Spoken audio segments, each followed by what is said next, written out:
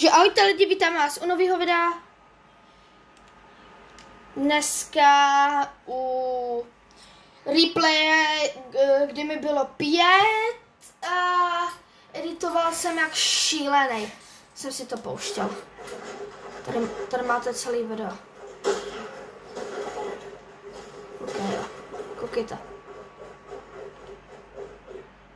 Počkejte.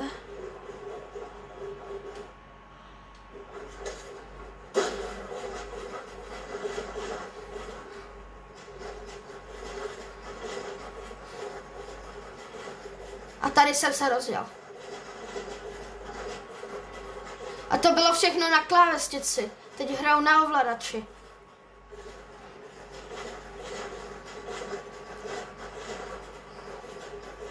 Já nechápu, proč jsem nehrál furt na klávesnici, abych byl tak dobrý. Se to trochu seká. Se to hodně seká.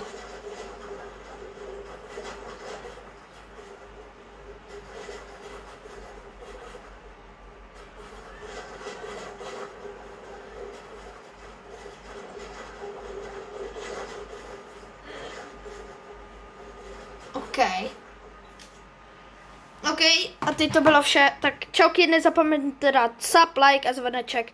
A další video. Čauky.